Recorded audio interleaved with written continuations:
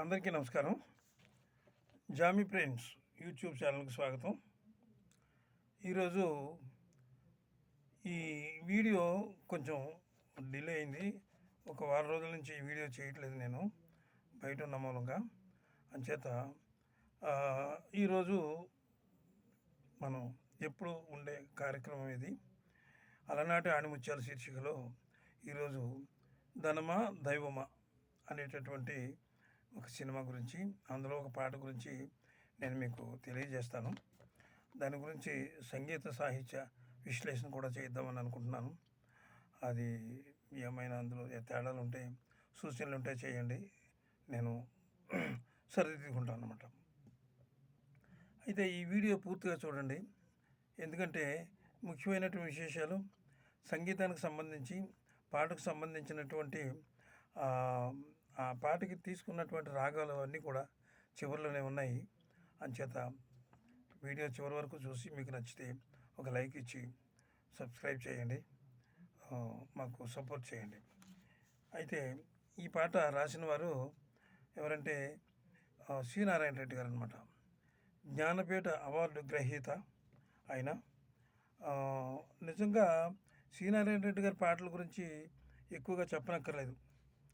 అంటే అందులో ఆ పాట కంటెంట్ ఏమిటంటే, మనిషి ధనం సంపాదిస్తే మనిషికి ప్రశాంతత లభిస్తుందా అనే కంటెంట్ మీద ఆ పాట నడుస్తుంది. ఆ పాట తన భర్తను లాలిస్తూ అంటే నిజానికి నిద్రపుచ్చుతూ పాడే పాట అది. చాలా అద్భుతంగా ఆ పాట వచ్చిందనమాట. అలాగే స్క్రీన్ మీద అంటే విశ్వవిఖ్యాత నట సార్వభౌముడు డాక్టర్ ఎన్టీ రామారావు గారు చాలా అద్భుతంగా ఆ పాటకు అభినయించారు. అయితే ఆ పాటలో ఆయన నిద్రపోవట్లేదు, కానీ ఫేస్ ఎక్స్ప్రెషన్స్ అన్నీ చాలా అద్భుతంగా ఉన్నాయి. అలాగే జమున గారు కూడా చాలా పరిణతి చెందినటువంటి నటి ఆవిడ. ఆ స్క్రీన్ మీద అంటే జమున గారి నటన గురించి చెప్పక్కర్లేదు. ఆయన డాక్టర్ రాజారావు గారి దగ్గర ఆమె తరబేతి పొందింది. ఆ నటనలో చాలా మంచి నటి ఆమె. ఆ విధంగా ఆమె ఇందులో చాలా అద్భుతంగా చేసిందనమాట.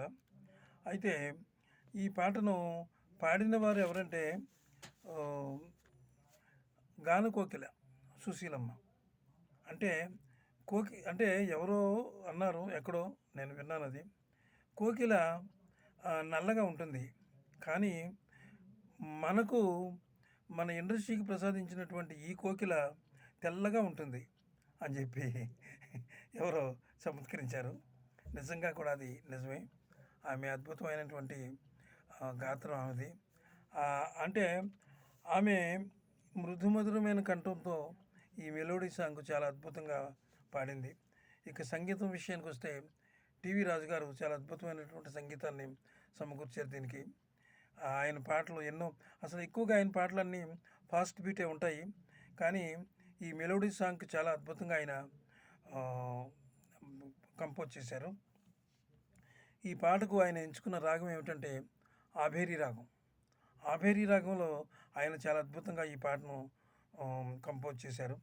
ఈ పాట ఆ రోజుల్లో ఆ సినిమాకు మంచి హైలైట్గా నిలిచింది. సరే, మరి సెలవు, నమస్కారం. మళ్ళీ కలుస్తాను. అంతవరకు సెలవు.